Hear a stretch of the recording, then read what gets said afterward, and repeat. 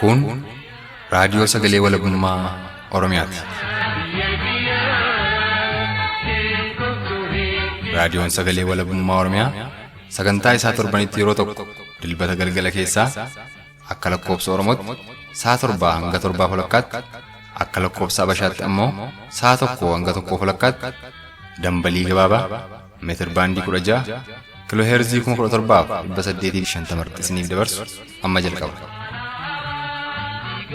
Raadiyoon sagalee walabummaa Oromiyaa akeeka qabsoo kan saba Oromoo bilisaaf biyya Oromoo walaba sirna dimookiraasii faqaan bulu deebisanii gadi dhaabuuf godhamu deeggara. Akeeka qabsoo kana babal'isuufis hojjeta. Birmadummaan Oromoo dafqa dhiigaaf lafee ilmaan Oromoon dhugooma jedhee amana. Dhaggeeffattoota isaas wareegama qaalii kanaaf kakaasuuf carraaqa. Kun raadiyoo sagalee walabummaa Oromiyaati.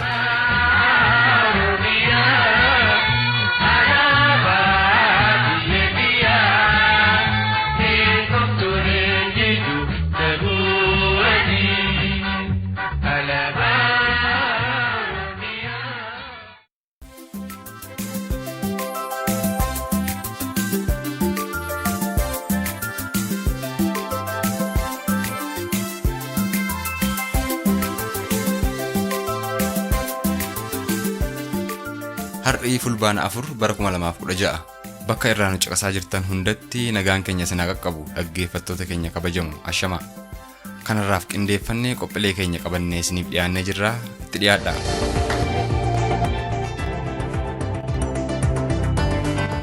Amgi naatti kan dhukaan dhufee dhukaa jira. Namni gubachaa jira. Wanti dhukkubaa achi keessaa namni achi naannoo sanitti dhiyeessan wanti namni achi dhiyaatu jiru dhukaasni garuu dhukaa jira. Kan amma dhageessan ammoo haala balaa ibiddaa uumameen miidhamuu hidhamtoota Oromoo mana hidhaa Qiliinxoo guyyaa kaleessaa uumame irratti yaada jiraata magaalaa Finfinnee haasofsiisne keessaa sagalee fudhatameedha. Kunis qaama oduu keenya guyyaa har'aa keessaa isa ijoo ta'a. Qophiin gabaasa addaa fi dhaamsi raadiyoo sagalee walabummaa Oromiyaas qaamuma qophiilee keenya guyyaa har'aati. Turtii gaariin waliin qabaadhaa isiniin jecha amma gara oduu keenya waliin dhaga'utti haa ceenu.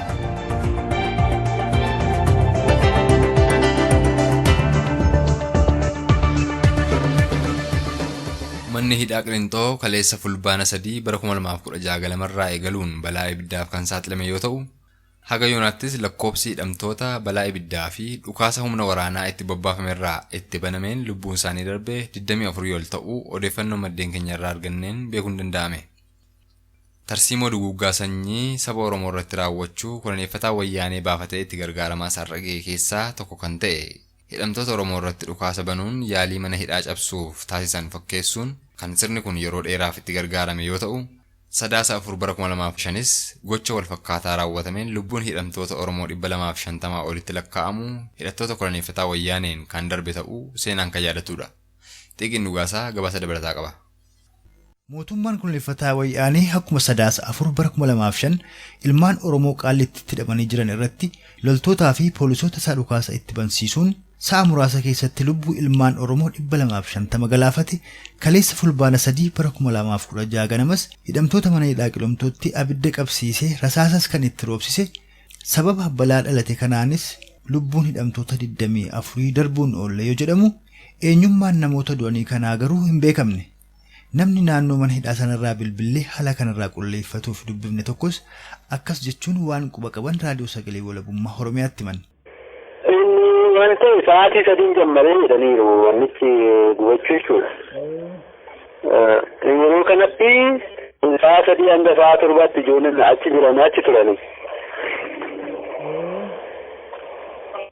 Amgi naatti kan dhukaan dhufee dhukaa jira. Namni gubachaa jira jechaa jiramu akkasii bakka. Namni dhaame maarree waan akkasii tokko waan beekamu hin jiru ambulaansiin deddeemaa turte kan jedhanoo.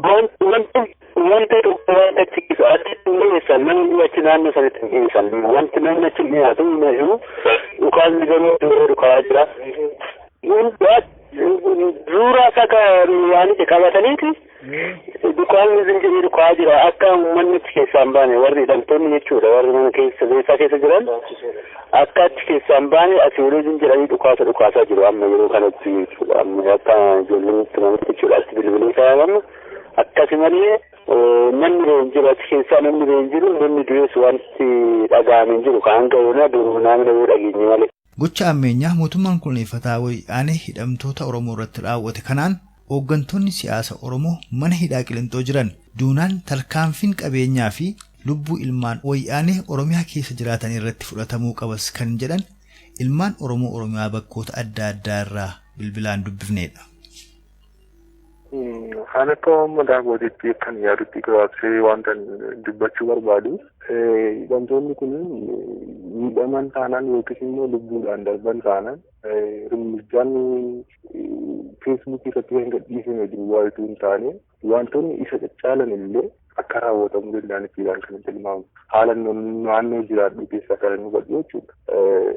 Kun immoo wantichi kan baay'ee jaalala guddaa irratti hoggatummaa yookiis amantummaa guddaa uummatni irraa qabu namoota iddoo mana hidhaa sana keessa jiranidha. Uummati Oromiyaa guutummaan kan baay'ee jaalala adda ta'ee fi baay'ee itti amanee wajjin jiraatus immoo namoota achi jiran sababii ta'ee fi sanarratti hundaa'e immoo uummanni bakka akka ofii kootitti kan hubadhu namoota na wajjin oolan namoota irraa adda addaa irraa kan information argadde wanti kun ta'ennaan akka jedhame ta'ennaan jarri kun miidhamanii yookiis waan tokko ta'aninnaan bakka jiraachuu hin dandeenyu wanta jedhamudha. Hirmijaa guddaa lubbuu isaanii hanga of wareeguutti kan of murteessan illee argaan ture har'a guyyaa kanatti keessumaa galgala kana sa'aatii asitti wantoota baay'eedha kan uummata naannoo koo jiraatan irraa hubadhe. Hundumtuuyyuu miidiyaa adda addaa hordofuudhaan wantoota adda addaa dhaggeeffachuudhaan silkii jawwaluudhaan wantoota adda addaa hordofaa jiru. Dulli maallaqoo fi baankii daldala Itoophiyaa keessaa baafachuu magaalaalee Oromiyaa danuu keessatti bal'inaan adeemsifamaa jiraachuun dhaga'ame. Haaluma kanaan jimaata dheengaddaa fi sanbata duraa kaleessaa godina Wallagga Bahaa magaalaa Naqamtee keessatti uummanni Oromoo lakkoofsaan danuu ta'an hiriiruun baankii daldala Itoophiyaa magaalichaarraa maallaqa qaban guutummaa guututti baafataa ooluu dubbatu jiraattonni. Gabaasa dabalataaf Xiqii Dhuwaasaa. Godina Wallagga Bahaa magaalaa Naqamtee fi godina addaa naannoo Finfinnee magaalaa Buraayyuu keessatti uummanni Oromoo guyyoottan lamaan darbaniif baankii daldala Itoophiyaa irraa maallaqa qaban baafataa ooluu himan kan jiraatan magaalaa Naqamtee jedhan irraa eegallu. Baankii Itoophiyaa qabatee keessumaa ragaa sirriitti kennuu danda'u kan inni yerootti argamu jechuudha. Magaalaa Naqamtee keessatti naannoo boordii jedhamu keessumaa Kumsaa Morodaa Biraansii Kumsaa Morodaa jedhamu kan biyyaa kaleessaa biyyaa irraa wantoota kan inni natti argee tootaalii uummatii qarshii keessaa qabu baay'achaadha kan inni baafataadha kan inni jiru. Akkasuma wanta ta'ee hin beekne ammaatti asirratti argee hin beekne uummata akka kanatti hiriiraan bakkee dhaabbatee jechuudha. Ispaaltii irra kan inni dhaabbate uummata hiriiree ittiin qarshii baafatu qilleentummaa irra baasuuf deeman akkuma kana kan ATM ittiin baasisan illee ispaaltii irra toora lamaan hiriiree gamatti guddaa lamaan jechuudha kan naannoo baay'ee uummata kan dhaabbatu. Itti hiriiree gaafa ilaallu immoo hundumtii uummata kanaa namni gashaa jira osoo hin taane hundumti isaayyuu duraalee irratti kan isaan guutanii baafachaa jiru jechuudha. Warri kaan ATM'dhaan warri kaan normaala akkaawuntii akka jirutti baafachaa jiru qarshii qaban komershaal baankii irraa jechuudha. Hooggantoonni baankii sanaa mormii kaasan hin qaban laataa kanumaanis immoo ol qabatee waan sagaleen akka mormii yookaan ol dhabdeen wayii naannoodhuma sanatti naannoo boordiitti uumameera waan jedhu tokkos immoo jira waan attamiitu achitti dhalatee jira ture laata yoo dhuguma dhalateera ta'eefi. Mormiin ummatuma hiriira kana eeggateen yaadanii haalli jiru walitti bilisoo hedduu guddaa ta'een jedha akkuma jalatti wantoonni mul'atanii uummanni akka jiru gaafa qarshii kana baafachuudhaaf socho'ee jiru itti wanta sodaarraan kan ture xiqqooshee sochiin tokko tureera. Garuu inni guddaan itti mul'atu sochii akkasumaraa kana hundaa'e garuu uummanni hiriireetti kan inni qarshii baafataa ture. To'achiin achi dhufuuf namoonni isaa suuraa kan kaasnee maal akka hin jennee gosa akkas akkasiidha wajjinidha wantoonni wal qabatanii xinnoo isa qaamaa ture. Itti fufuunis jiraataan magaalaa Buraayyuu jimaata darbee fi sanbata duraa kaleessaa uummanni Oromoo magaalaa Buraayyuu baankii daldala Itoophiyaa irraa maallaqa qaban maallaqa isaanii baafataa oolus akkas jedhan.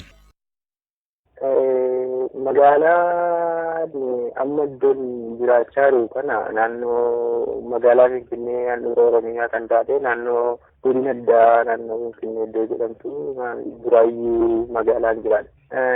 Haaluma kanaan immoo jechuudha amma kan qaama kun ija kootiin kanan arge dhugaama tokko dubbachuudhaaf naannoo Buraayyuu kanatti baankii iddoonsaa Fiqiruu gamoo Fiqiruu kan jedhamu baankiin daldalaa Itoophiyaa hin jira ture.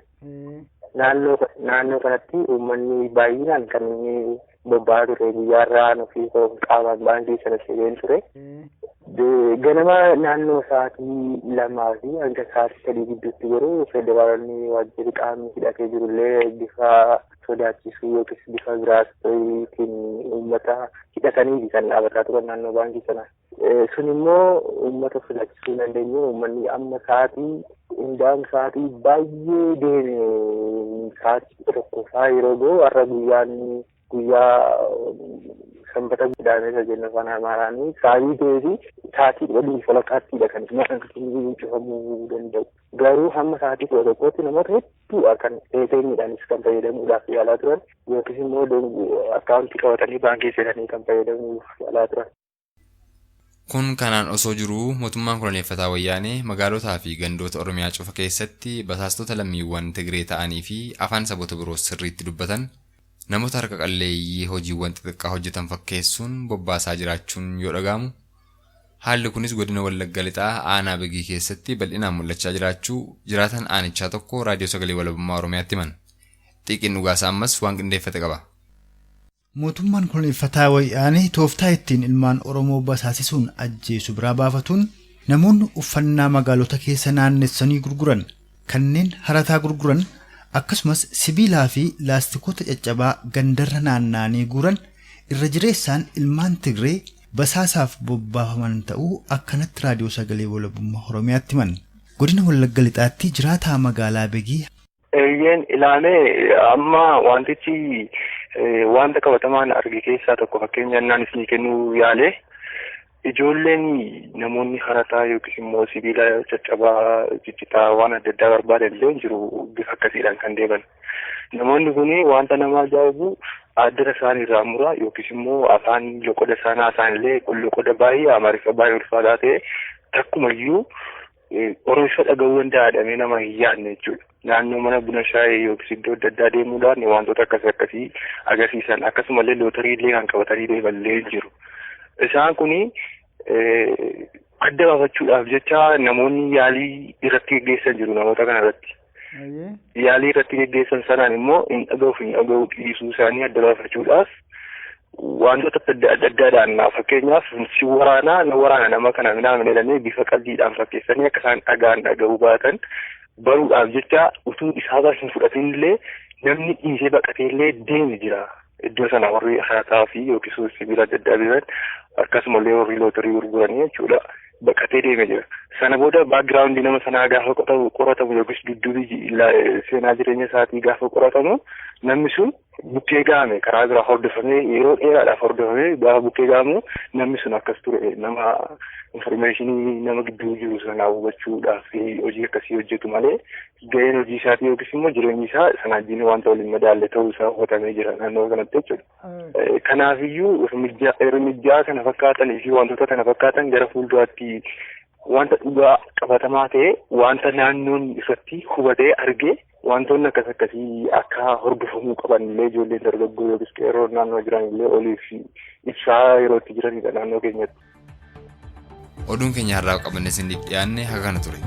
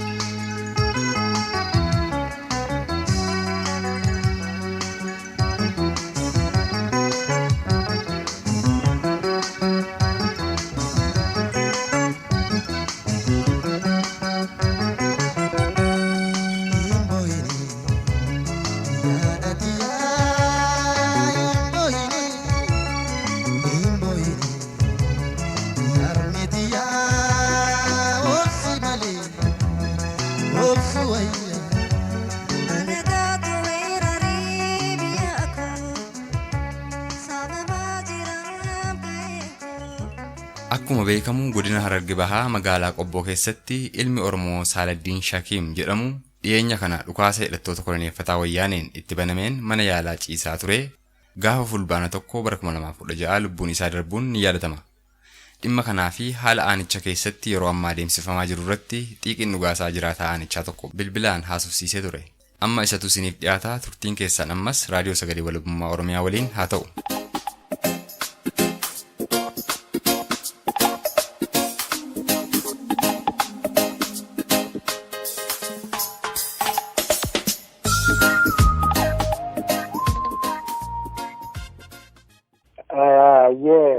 Saladin akkasuma akkuma keetti dhuguma kalee jiru galgala jiru awwaalchisaa kaleedha. Kalee akkasumatti yoomi kan inni dhaame eessatti kan inni dhaame? Kan inni dhaame guyyaanii fi hiriira sabtii hawlii jalaa kan dhaame. Hospitaala Dirree Dhawaa ciisee achi osoo ciisee jiru kun eeggadde galgala lubbuun isaa dabre. Kalee awwaalle. Kalee akkasitti awwaalaa oollee kalee akkuma fakkaatutti awwaalaa oollee alaabaa ta'ee qabanneetuma sirriitti manguddoollee irraachaannee manguddoo inni awwaalanneen akkasii awwaallee uummanni waraanaa maqanaa ja'a buufatanii sanillee inni dubbanni fi waa takka har'a miidhamee jireejjinee isaan isin dubbanne akkasumatti awwaalaa oolle kalee. Eessa amma bakki awwaalchi Saaladdiin itti awwaalame kun itti dabalee immoo uummanni Oromoo yeroo Saaladdiin awwaalchaaf deemullee mormii isaa dhageessisaa akkasittiin deemee jedhani sagaaleetu dhaggeeffattoota keenyaaf ibsitanii. Sagalee nuti yeroo san jenne sagalee nuti eegaa turre duutii ibbootiin ajjechaan ibbootiin deebisuuti ilmaan keenya obboleeyyan keenya qabee ni gaafannaa bilisummaadhaa bilisummaa haa ta'u har'aa boruu ajjechaan ibbootiin deebisuu jechaatu inni awwaalle. Eessa bakki inni awwaalame? Guma aanaati gara magaalaa Qobboo bakka biyyoo jaamtutti awwaalle biyyoo jedhanii. Saaladdiin gaa nama jabaa ammallee nama ispoortii hojjetu nama ijoollee barsiisuuf nama amala gaarii qabuudha jedhanii. Saaladdiin nama attamii ture? Saaladdiin jechuun abbaan isaatiif yeroo jalqabaatiif uummata kanaan jee jiru. Guma abbaa kiyyaa anniin nama baasurraa tokko jeeti ispoortii eegalee qaxxoollan nama dhugaan baratee nama barsiisuu jiru barsiisaan isaa kan isa barsiisullee nama ittiin addatee ittiin deemee magaalaa iddoo meeqaa fuudhaa jiru jechuudha. Isuma amma isaatu raafuu dadhabee nama hunda caalaa. Maal barate amma Saaladdiin? Wushuudha. Wushuu barate achuma magaalaa Qobbootti barsiisaa ture? Abbaan Saaladdiin maqaan isaanii eenyu jedhamu? Eenyutu ajjeese? Bara kam ajjeesan isaaniin immoo? Kan ajjeese abbaa isaa gaafa dura uummanni jechuun mana nyaafi uummanni wayyaaneedhaaf wal dha'uu ture gaafatan zamana san ajjeesan isa. Eessa bakki isaan itti ajjeesan? Magaaluma Qobboo bakka warra qaadiriyaatti asiin bahan kan jedhamtu rakkoo takkaa jira rakkoo san magaaluma keessatti. Kun egaa bara reefu wayyaaneen biyya Oromoo qabatti jechuudha? Gaafa sirraa mucaan biyya abbaa biyyaa hambaasuun qabaa jee baratti eegalee mucaan dhugaan barate dhugumaan akkuma eegalee sana dhugaan nama dhugaan baratee ijoollee barsiisuu jiru tokko jechuudha. Egaa yeroo uummanni Oromoo akkasittiin bahee dhaalatee Saaladdiiniin owwaallatu kana waraanni wayyaanee magaalaa Qobboo hin jiran immoo akkamittiin callisanii bulchiinsi magaalaa sanii hoo? Waraanni jiranii bulchiinsi magaalaa Qobboodhaa kan jiranii bulchiinsi aanaa jira kan jiranii obbo Taajira kan jedhamu osoo ijoollee irra tarkaanfii fudhateetu isiiseenee uummanni illee ari'ee hidha jira inni kan biraatti dhufee haaraya. Yoomtuman uummanni dhiyoo kana jechuudha dhiyoo kana. Sababuma hiriira saftii sanarraa eegalee mucaan isaa alaabaa qabee mucaan alaabaa isaa fidde mucaan jennaan mucaan abbaa hiyyaan akka inni jeeni. Uummanni isa hidhe. Uummanni akkasitti isa hidhee inni hidha jira. Kabiraatti jira kabiraa kan hin dubbanne uummanni waraanaa kan dhufe maqanaa jira. Ilmaan hindi bannee uumanitis jiru ayyaane calaannoo jiru jinawaaf irra miidiyaa inni saalabbii ni dhabne. Ayyee egaa bareedaadha magaalaa Qobboo keessatti mucaan dardarri tokko dhugaadha alaabaa bilisummaa Oromoo qabatee ba'ee jedhama. Mucaan kun immoo abbaan isaa bulchaa magaalaa Qobbooti sanaan wal qabates abbaan isaa yeroo hammaa hidhamee jira jedhama. Namni kun bulchaan magaalaa Qobboo kun maqaan isaa eenyu jedhama? Ilmi isaa hoo eenyu? Gochaa boonsaa attamiin hojjete? Ilmi isaa abbaan isaa maqaan isaa Taajir bulchiinsa anaati gargaama ammoo ilma isaa kan maqaa isaa baree akkasii abbaa hin dandeenye. Mucaan san alaabaa fuudhee deemu biyyaa hiriira sabbataa kan deemu jiraani. Yeroo kana alaabaa isaa fidde jenni beekte abbaa hiyyaan kanneen jennu jechuudha. Isa gorsee taayee dadhabnaan karaa saniin ofii akkasiin naqe. Gurbaan uummata irratti akkuma duraan abboleessa ajjeesee aangoo rakkate sanii ijoollee irratti harkaansii fudhataa waraanatti hamaa ijoollee ajjeesaa jedhanii kanaan mucaan isaa taa'e akka kun sirrii miti yeeggaa mucaan itti dubbatee mucaa afaan gara gallaa mucaalee fayyamuu jijjiiraalee mucaatii fi mucaan sanii alaabaa fudhatee ol dee'een jechuudha. Namni kun obboleessa isaa kan inni ajjeese yoom ajjeese maqaan obboleessa isaa kun beektulaa eessatti kan inni ajjeese? Maqaa obboleessa isaallee baruu hin dandeenye kan inni ajjeese gaafa dura wayyaaneen biyya kana fudhattu kanuma akka abbaa Saalabbii san zamanuma sana. Maal godhi jedheeti kan inni obboleessa ajjeesemma? Obboleessa kana abbaa odaa jeetii uummata yaa Tigree kanatti walleessa kanatti yaamee bakka inni obboleessi jirutti geessee uummanni itti ajjeese biyya inni duraa deemu ka'e. Amma gaa hidhaa jira gaa amma eessatti kan inni hidhamee jiru ilmi isaa hoo eessa jira laata quba qabdu? Ilmi isaanii jira ijoollee dhiyoo kana hidhamte sana deemee dhufe. Komboolsatti hidhamanii achirraa bahanii biyya Saalabbiin biyya tokko isaanii achirraa dhufe Saalabbiinis biyya engedde galgaleessu. Ayyee abbaanoo? Abbaan hidhaa ammaan tana digiritti hidhamee itti jiranii itti horachuu jiranii. Ayyee gaa godina Harargee ba'aa magaalaa Qobboorraa haala bakka jiru karaa raadiyoo sagalee walabummaa Oromiyaa uummata Oromoof waan ibsitaniif guddoon isin galatoomfadha biyya nagaa bulaa. Ayyee isin nagaan galatoomaa.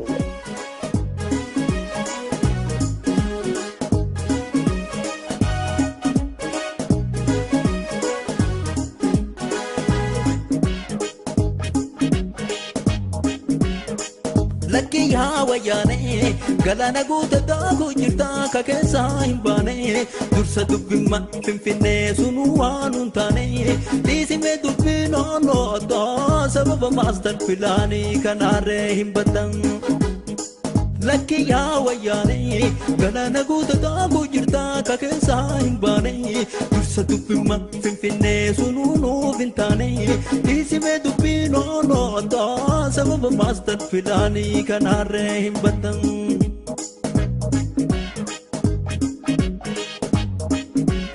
Yaa Oromoo dubbin taate duubattin deebiin kaate jarri naate. Yaa Oromoo dubbin taate duubattin deebiin kaate. Kan dhaggeeffachaa jirtan raadiyoo sagalee walabummaa Oromiyaati. Qophiin keenya ammas itti fufa. Qophii keenya itti aanu dhaamsa raadiyoo sagalee walabummaa Oromiyaaf gara odaa sabaatti haa ceenu.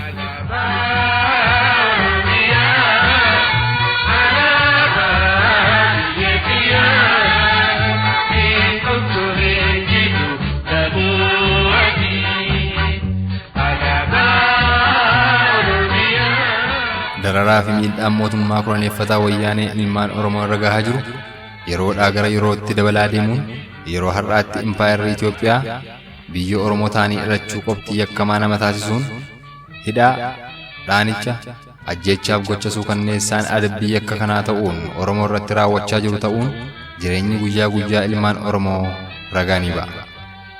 Gochi duguuggaa sanyii ulaagaa tokkeessoo Oromummaa godhate akkanaa uummata Oromoo irra gahaa jiraachuun madaa sammuu fi miiluu onnee ta'ee jireenya ilmaan Oromoo heddumminaan gonfee jiraachuunsaa baqqaana seenaa warraaqsa yeroo ammaa adeemsifamaa jiru keessaa isa tokko yoo ta'u, uummatni Oromoof ilmaan isaa qaqqaaliin dhalootni qubeessa gocha diinaa kanaan osoo hin birratin ajjeechaaf dararaa irra gahuunis osoo mogolee hin laafin wareegama abbaa faadhaa obboleessaaf obboleettiif ilmaan isaa seexaa godhachuun wayyaanota hudhee qabee sirna isaanis guduunfee tarkaanfii dhowwaa jiraachuun kallattii biroo qabsoon uummata Oromoo yeroo ammaa ittiin ilaalamu.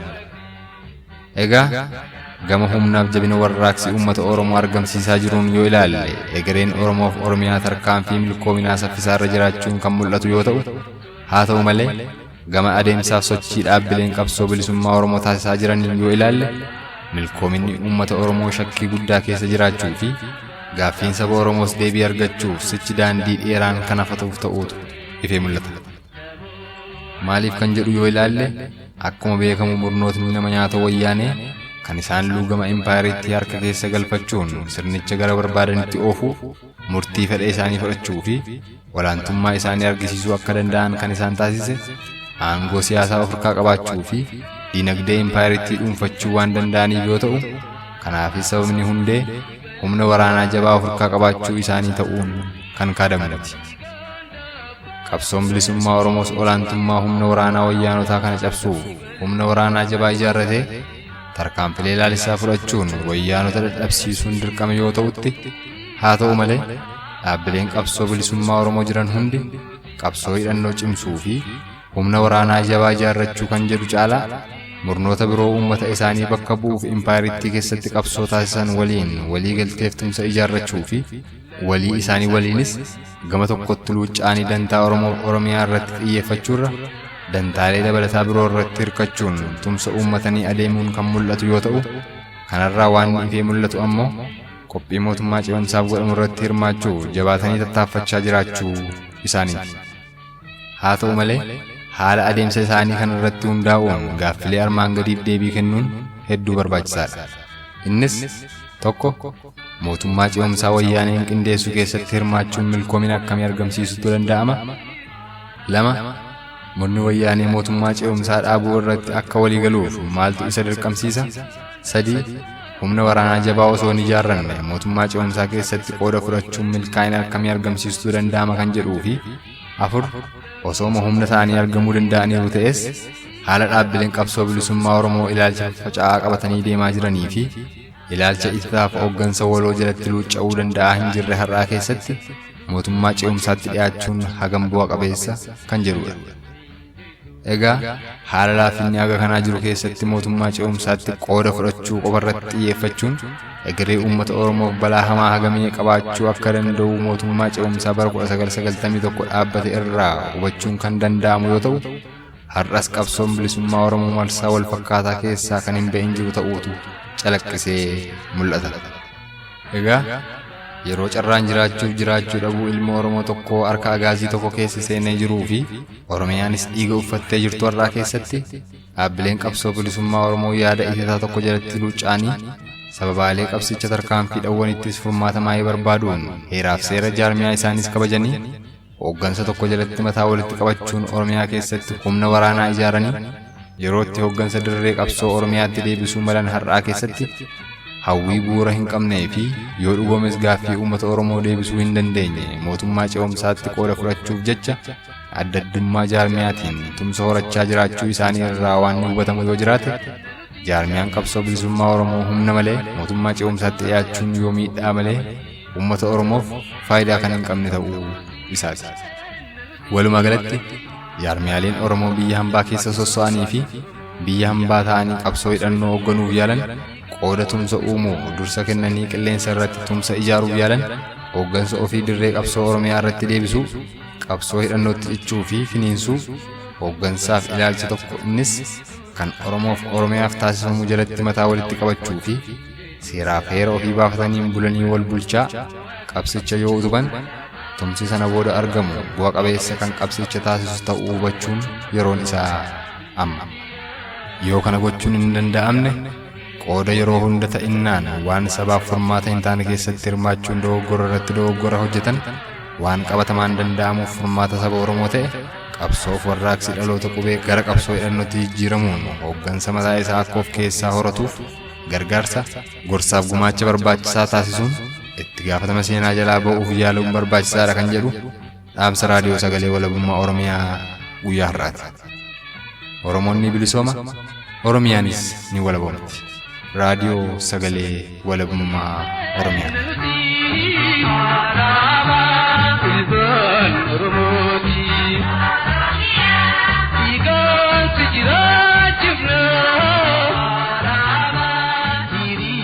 sagalee